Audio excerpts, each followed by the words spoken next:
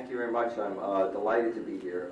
I'm not just saying this to be polite, but I've admired the work of ISPU for a number of years. I'm also delighted to be here because Muqtada is here, and we're a lot of places together, but we're rarely on the same bill together, as it were, in terms of speaking. I should mention something at the beginning. This is, in the last 9 days, I've been on the road, 7 of those, and that's included the United States as well as a one-day trip to Saudi Arabia. So my brain is not as functional as I'd like it to be, and I have to go back on the road in 2 days. But let me say at the outset that my observations are the reflections of a scholar who studied the area, an observer participant, a colleague, and I hope a friend. And the kind of mandate or mission I've been given means that I'm going to say things that some of you are going to say things that some of you won't like. But one of the advantages of age, and also the fact that I will be leaving very early in the morning, means that I ride out of town, as we used to do with the old westerns. I was thinking about a couple of images to give us a sense of where we are today. One I referred to at the table. But this happens to me an awful lot. It's not just that I can be on a plane and have somebody sitting next to me who notices maybe a book that I'm reading and then asks me what I do, and then eventually this otherwise very well-educated person from middle America says to me, how many mosques do you think have embedded cells? But it's that I can have a professional who in every other way is well-educated, a standout professional in Washington, say to me, well, you know, Islam has this real problem with extremism, and then say, oh, well, no, I've got to distinguish between Islam and Muslim extremists. Sounds good so far, but then he looks at me and says, right? You see? Is that right? So I say, yes. Then we talk some more, and he's made this distinction, and then all of a sudden he says to me, so really, he said, what I think Muslims need to do is what, you know, Christianity and Judaism did. They need to go through a reformation, because once they do that, then they'll be able to get their imams retrained so that their imams will tell people that they no longer have to believe that the Quran tells us to kill all non-Muslims. Now, you know, that's a very kind of bold, it almost seems a caricature of the way in which people talk. But it's not. There are a lot of folks out there who really do think that way, and they're not evil, they're not bad, but they think that way. Some of them say this stuff in public, some of them don't, but a fair number of them will say it to me in certain contexts because I become the ideal person from their point of view to run it by. Think about some of the images that are out there. Well, the obvious ones, Osama bin Laden, global jihad. That sets a context for American Muslims in terms of the context in which American Muslims are functioning. What's also part of the context? Militant Christian fundamentalists, the Jerry Falwells, the Franklin Grahams, God bless them. They shoot their mouth off enough that they make it easy to identify that there's a problem in that community. And it's not just that there are a few people, there are a significant number of people who follow them. But there are others. There are the imams who are like the Jerry Falwells and the Pat Robinsons. That is, imams who talk just the way they do, who have the same kind of exclusivist theology. I'm right, you're wrong. If I'm on God's side, you're on Shaitan's side. Like the Christians, they share, and some of you have heard the example, what I call the Hyatt Regency approach to God, which is Hyatt Regencies have glass elevators, at least many of them do. You know you're going up by seeing other people going down. And there are many of my Muslim and Christian friends who, you know, for whom this is very, very important. You know, and as I like to say, if they're in a hotel like this and they get up and heaven's the big ballroom upstairs and they can't get in because it's so crowded, they'd almost be in a position of saying to God, why'd you let so many people in? Why did I work so hard if everybody was going to get in? You know, that kind of mentality is very much out there, and it exists in both of our communities and many other communities, many other religious communities. And it's a context in which many have to function today. So it's not just the so-called Wahhabi-trained preachers from Saudi Arabia that various folks like to blame. It's many others that are an issue. You get on the internet, and you see on the internet a jihad for and a jihad against Islam and Muslims. The issues we face are issues of ignorance, misunderstanding, theological exclusivism, and theologies of hate, which I'll come back to in a little while. How about American Muslims today, as I see it? American Muslims today, in some ways, have arrived. They're far more visible than they've ever been. They're not invisible in the landscape. When I began graduate school, there were no Islamic centers and mosques that most people were aware of. Ironically, some of the oldest were in places like Iowa, which meant most Americans, certainly most of us on the East Coast, would have never seen them. American Muslim population was not that significant. Those that were here were fairly invisible. None of that's the case. If you look at neighborhoods today, if you look at jobs today, if you look all over, it's just the opposite in many areas. Indeed, it is a multi-ethnic, a multi-theological, hence some of the problems sometimes within the community, a multi-generational, but very importantly today, unlike 20 or 30 years ago, a multi-institutional, multi-think tank, and multi-organizational community. That is, unlike the early days, we now do have think tanks, institutes, organizations, PAC groups that have developed. Nowhere near the number, but they're there. But what are some of the challenges? What are the primary challenges? One is about mentality. And I must apologize too. One of the problems I have is that I'm so, pardon my language, so damn visible that, you know, whenever anybody invites me, I always say, there's going to be somebody in the audience that's going to have heard part of what I said, but, you know, I can only be so original. Some would argue that I've never been original, but that's another story. But the reality of it is that there's a mentality problem, and it continues to exist. Too many Muslims still have a problem with empowerment. It's not to say that there isn't a reason to feel at times victimized, oppressed, etc. But the reality of all minority ethnic and religious groups is that you have to get to a point where you realize the only way you get empowered is to empower yourself. You know? We have this funny thing about empowerment. You know? When we talk, for example, about gender relations, people who mean well will say, well, you know, now men have to do this for women. And my answer is no, that's not the case. Men have to come along. Women empower themselves. It's women's right. It's not that men are giving them the power. So that process of empowerment becomes very critical. And there's still that kind of mentality. Now, sure, I understood it better with some of my colleagues 40 and 45 years ago who were Muslim. But in America today, Muslims are visible. They are not as powerful as they might like to be, but many of them are doing as well as a lot of other people financially. We can drive through the neighborhoods. Mosques are being built that are no longer the small little Islamic centers. Many are now going to the best universities or are the graduates of the best universities.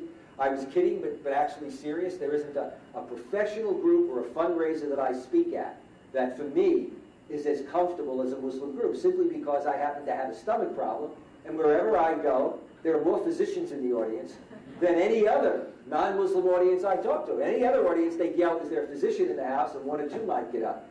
You do that in most Muslim audiences or most Muslim fundraisers, and you're in very good shape. You're in very good shape. So the community has grounds for feeling empowered. But let me show you the trick in terms of where the problem of empowerment comes from. When I listen to many Muslims talk overseas as well as here, over the last 40 years or 45 years, I got into this field in the late 60s. I often hear them talk about how difficult something is. Or when they want to dismiss something, it'll be either a sense of powerless or we're not going to borrow from the West, you know, from the other. Well, what's the reality of Muslim history? When Islam spread, it conquered civilizations and cultures that were far superior. It took over cities like Damascus that were, you know, far more developed than any of the Arab cities. And what did the Arab Muslims do? They appropriated. They didn't say, we're going to reject all of those great buildings, all of that great architecture. We're going to level it all and start all over again. They learned from it. When it came to learning in science and technology, as your community should know, and I presume many of you do, but a lot of non-Muslims don't know, it wasn't just a matter of Islam spreading as empire. It was Islam developing its own civilization. And how did it do it? It borrowed freely from other cultures. It did what in the 19th and 20th century many Muslims didn't want to do. The biggest kiss of death in the 19th and 20th century was to say we're borrowing from foreign countries. We're borrowing from the European colonizers. We're borrowing from the Americans. We're borrowing from the Kuffar. The early Muslims didn't do that. They borrowed freely. They developed translation bureaus. They collected books and learning from all over the world. They translated, and then they built on it. They then developed their own civilization and culture. They developed it and then passed it back to the West. So there was that sense that reason, science, technology, learning, art, culture was not something that belonged to one group, and that indeed all people had that capability, and then one could borrow from others. It's taken a long time for more conservative members of the community to recognize that. There's been a sense of almost saying, we've got this quantity here, and it's somehow perfect, and we'll just build on it, but we got to be very careful about borrowing from anything else. And clearly, if you go back, many of the great reformers, Afghani, Abdu, Ahmad Khan, Muhammad Iqbal, all were saying that, as indeed many Muslims continue to say it. But if you want to see the truth in what I'm saying, think about the Muslims that have been writing in the last 10 and 20 years. The ones you've seen attacked publicly by other Muslims. And think about the ones that we don't even talk about that get attacked.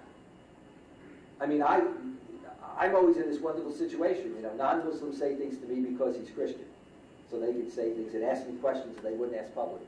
But Muslims say things to me that are really unbelievable. I'm at a social the other night. It's a crowded room.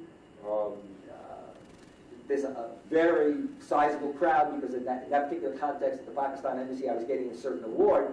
So given the context, it's not a place for somebody to come up and have a frank conversation, but somebody comes up to me, is talking to me. I mentioned a particular Muslim scholar who's one of the gems in the United States, whether one agrees with everything that he says or not. It wasn't Muqtadir, but it was somebody else. But he's right in line, right in line. But immediately, this person, with people standing around, starts to do this frontal attack on somebody who knows more about Islam than this person will ever know in their life, even though they're an educated person. So that kind of sense of division within the community, and dismissing the person, because if you don't like what they say, what you'll say is, ah, yes, he was born and trained overseas, but then he's been here a long time in the United States, like there's some sort of infection around, you know. I mean, it's amazing. I just want to introduce this other reflection I have. I find it fascinating. I hope some of you don't find it offensive. Over the years, to listen to American and European Muslims debating, can you be a European Muslim? Or are you a Muslim European? Are you this or that? Can you really, you know? And I remember when I went to Pakistan 30 years ago, I'm giving a seminar, and a justice on the Supreme Court interrupts a seminar on Islam to get into a big debate with me. I don't know why. He wanted to attack Fazlur Rahman. Finally, I said, I'm not Fazlur Rahman. I came here. And then it became, from Fazlur Rahman, it became America. How can Pakistanis or any Muslim go to America and be a good Muslim? And I thought, I bet you the Arabs said that when they saw a lot of people go to Pakistan. Or when they went to Africa. Do you know what I mean? Islam spread, was revealed in Arabic to the Arabs, and then spread to Africa, South Asia, Southeast Asia, Central Asia. Somehow, they all became Muslim. But there's a question about whether or not it can spread to America and Europe. I mean, we're still dealing with that kind of mentality, which has a lot to do with a sense, from my point of view, a sense of empowerment. Because the early Muslims, not only with Islamic civilization, but when you think of Andalusia, they were so secure that they could borrow from others, they could coexist with others, they could work and write with others. Jews, Christians, and Muslims could teach each other, and there wasn't a problem. But when you don't feel that secure, when you don't feel you're in command or in charge of the process, then you worry about losing your identity in that process. Well, I think more and more Muslims are poised to begin to jettison that and forget about it. But I think that remains a challenge. Okay, so we need to keep that in mind. We need to move beyond that kind of defensive, rejectionist mentality which is still out there. All right. We see the layouts for that defense in this one we think today. You know, people talk about the conspiracy theory. Some of you heard this, but this is one of my first, this is my kind of real introduction to the context. I finished my PhD studying with Muslim teachers in a Muslim context, although in an American secular university. Almost everybody was Muslim. And I go to the University of Chicago on a panel. Fazlur Rahman gets up and he says, we have a young scholar, he's very nervous, and he has to catch a plane. He's nervous because he's with senior scholars, it's an early period, but he also has to catch a plane. So he says, so that he'll have enough time when he's last. Watch what he says. Everybody's got a different topic. Could I ask my colleagues to skip their denunciation of the Crusades, and European colonialism, and American neo-colonialism, and get to the heart of their paper? Okay? And you know, I mean, there's still that kind of mentality. Let's always start from, and then we move now to, the Zionists, and, we've got now what I call the Unholy Alliance, the neocons and the Christian right, So you're going that way, and how often, this is a small podium, I don't want to step off, but how often do people ever get to, maybe it's our fault too? Maybe there's something about us. Anwar Ibrahim used to say this in Malaysia in many contexts. Don't just blame the other, look, because that's also part of the empowerment. If you can be self-critical, then it means you're dealing from a position in which you feel secure. If you can't be self-critical, which my wife says to me all the time, if you can't be self-critical, then it means that you're really not very secure about who you are and your position. So it's always easier to blame somebody else. So when somebody disagrees with you, not to answer what they're saying, but to simply say, well, what do you expect? You're X or Y, rather than tell me what I've said that's wrong. Not simply say, well, you're an American, or you're, whatever. Okay, all of that plays out. Now, let's look at some of the challenges. What are some of the challenges? They're really very fundamental, and it's represented by tonight. To me, there are two fundamental questions, and then I'll get to specific issues. But there are two fundamental questions that have existed and have been out there and debated, particularly in the last 40 or 50 years. I've characterized them very simply in terms of two questions. Who's Islam and what Islam? Who's Islam? Who is going to interpret Islam? Is it solely the ulama? And if the ulama, which ulama? Trained by whom? In what context? Or do we really live up to the notion that in Islam there is no clergy? The ulama are the learned ones. And then in today's world, that category has to be opened up, given the issues of today, in terms of who the learned are. That debate still exists within the community. By the way, there are tremendous parallels between Islam and its development and Roman Catholicism in America. Because that debate went on in Roman Catholicism 30 or 40 years ago. You see, is it the priest or the laity? And if the laity have a PhD in religion or Catholic, that doesn't matter. They weren't trained in a seminary. So you see, then we don't deal with what they say, we just say, you didn't get a degree from a seminary. Right? But if the laity say, but look at the seminary you went to, let's take a look, did you go to a first-class seminary or second-class seminary? Then all of a sudden somebody gets upset. So who's the something? Or is it going to be rulers that are going to do it? Now, what you see often, and a lot of people block this, if you look at Islamic movements, who are the leaders of most Islamic movements in the 20th century? They're not ulama. Who are out there developing ideologies and questions. Okay? If you look at many of the scholars of Islam today, many of them are ulama, but many of them are not. We're moving beyond that. In the old days, in Christianity, you had to be a priest, you got a doctorate in theology.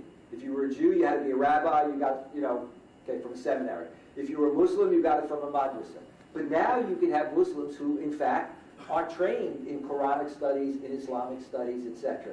But on other issues, when you get into medical issues, etc., you need that multi-expertise. That debate still very much exists within the community, and we know that.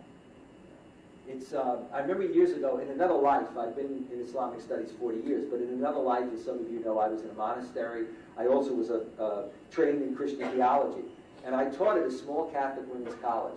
And many of the young women would come to me because I was the only non-priest. I was the married man, and I was considered something of a liberal theologian. But deep down, I gave them the answer, but what they really craved for was a priest who would also say, you know what I mean? They bought into it. If they had to, they'd pick this over. And we all know, the Mufti speaks. This is not to downplay the importance of the Mufti. But, this need to work through, these issues are still very much there. When a non-member of the ulama says something that people like, they accept it. When he says something or she says something that they don't like, they say, what do you expect? Yeah? Must have been his training, her training, must be, etc. These may sound like very kind of basic and non-consequential, but they're very important. Because when a group like this think tank or other Muslim think tanks or PAC groups, when they take a position or stand that's popular, they're okay. When they don't, they're not okay, and often they're not refuted on the grounds that are important. In terms of what did they actually say or do. I'm going to give you an example which doesn't exactly follow from this, but it was one of the great examples that I had in my early years. A group of Muslims were at a university, in the community, and they wanted to do something at a university. So I went out there to promote Islam. And then I had breakfast with them. Most of them, again, were physicians the next morning. But at breakfast, we were talking about a particular Muslim group. And I was kind of saying that you need to support Muslim groups. You could support this one or other ones, but you need to, you know. It was very interesting. One of the members said, well, you know, it's a good group, but I heard the leader, and he's a really nice person, and I like a lot of what he said, but he said something, he was talking about one of the hadith of the Prophet, and his interpretation was incorrect. And I burst out and said, there were tens of thousands of hadith, and you're going to judge him on his interpretation of one hadith. And why is your interpretation better than his interpretation of hadith? Because the person that taught you Islam told you that? How about the person that taught him Islam? You see what I mean? There's not that kind of, because that's the other point I want to make. The security of feeling empowered means that a community is able to disagree among themselves, to seriously debate and disagree without using the K word. See, one of the things we've seen in the last 20 or 30 years is we talk more and more about Islamization, right? But we also have developed that new process, which is now quite old, Kafirization. If I don't like what you say, you're kufar. If you're a non-Muslim, you're kufar. If you're another Muslim, you're kufar. If you're a leader whom I've admired all these years, and I don't like what you say, you're kufar. I mean, this sort of free use of the term, without any sense. I mean, it's very interesting because the same person who does that is often somebody who almost believes that if you say something wrong, God's going to reach into history and punish you. But somehow they can yell kufar all the time, and it's like God's mandated that they do it. It's not that it's between the person and God, but it's almost that, you know, when it's time to disagree, they can do that. This is also a little bit of a khutbah, but there are certain themes that I have. Many of my Muslim friends, like my Christian friends, always like to say to people of other faiths, my God is a God of compassion and mercy. And I always say, no, no, no. The secret is, what you don't tell them is the second sentence. The second sentence is, and that God, of course, is my God. And therefore, he is compassionate and merciful to people who believe and think the way I do.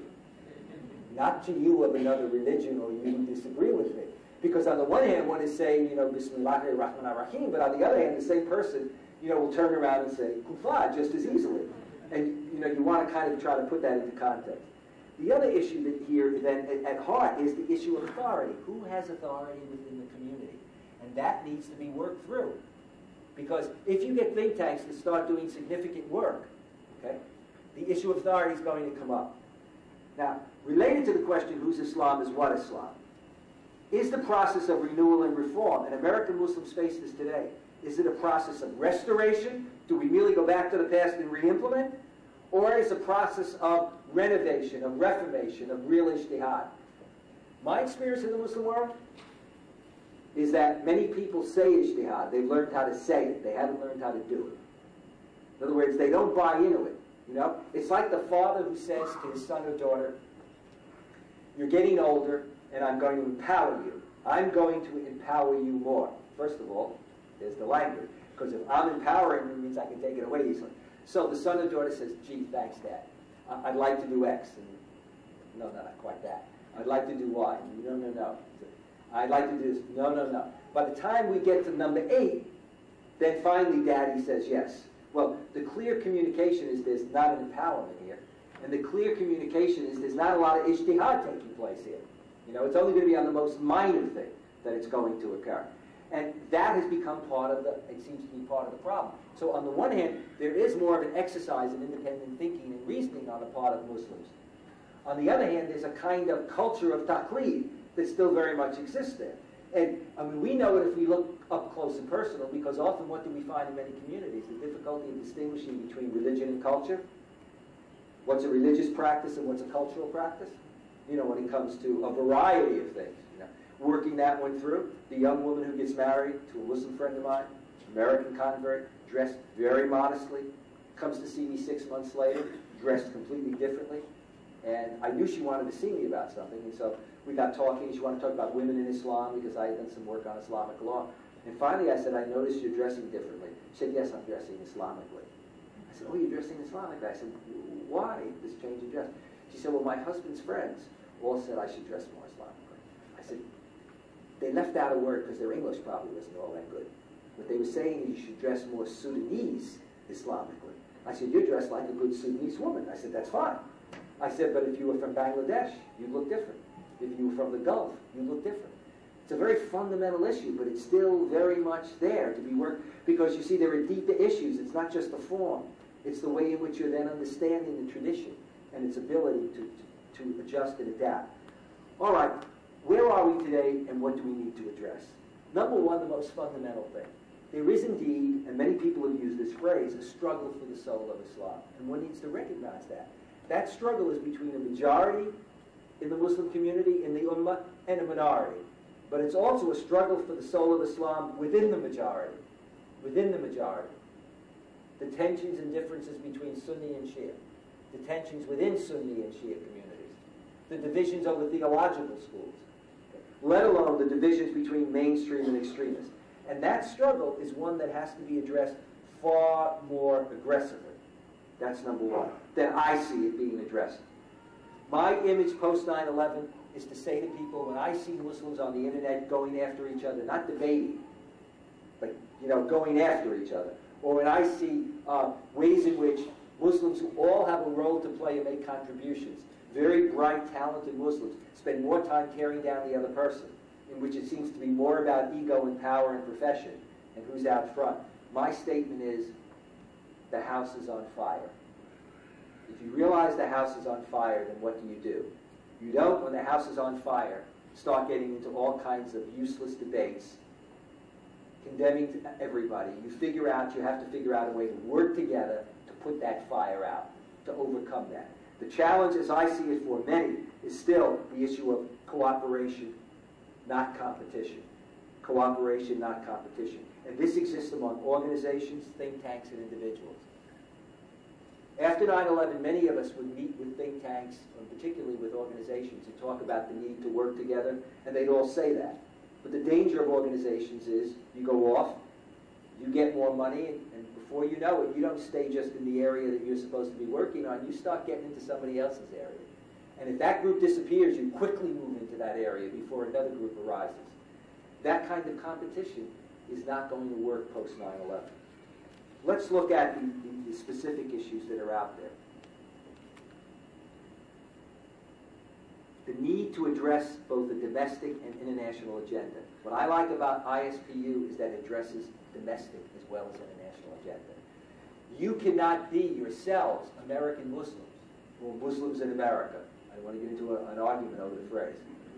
Nor be perceived as American Muslims or Muslims in America, unless the domestic issues are as prominent as the international issues. Not just as a strategy, but that you buy into that in your mind and heart. If you're always living overseas mentally, you are overseas mentally. When I first went to Washington to create the Center for Muslim-Christian Understanding, there was a big meeting of Muslims in Washington, and they asked me if I would chair a panel because they were concerned that it would be somewhat contentious. I went from chairing to taking over the panel, the discussion. Why? Because after the presentations, Muslims lined up, okay? And they had C-SPAN. They're trying to speak to America to demonstrate that Muslims are part of America. What did every Muslim do who got up? Every Muslim who got up denounced America, denounced American foreign policy, and it was all American foreign policy. Not one took time to say that they were American Muslims and to talk about issues here, or to denounce what America was doing overseas as American citizens. It took a Turkish woman to do it about a month later, when at a meeting she got up and said to somebody who was in the State Department, as an American citizen, I'm concerned about America's policy towards Turkey. That's a lot different than somebody getting up and doing this denunciation. And the issue today is that we need to see more think tanks and more Muslims out there who do, as ISPU or as Muqtada does in public, where you address both domestic. Because, you see, if you're addressing the domestic issues, what are you saying to the rest of the American citizenry? That you're an American citizen. And you're empowering yourself. And you're reinforcing for yourself psychologically that you have as much right as X to speak out, to write that op-ed, to speak out in a community situation as an American citizen. I'm not saying that one shouldn't also speak as a Muslim, but if you're in a parent-teacher situation and you share with other parents an issue, why not start out by first addressing the issue? Not simply feeling you have to say something like, well, as a Muslim, I'm concerned about this issue. No, as a parent, you're concerned about this issue. As a Muslim parent, you're concerned about this issue. You know? So getting that kind of empowerment out there and addressing the domestic as well as the international issues. Now, what are some of those fundamental issues?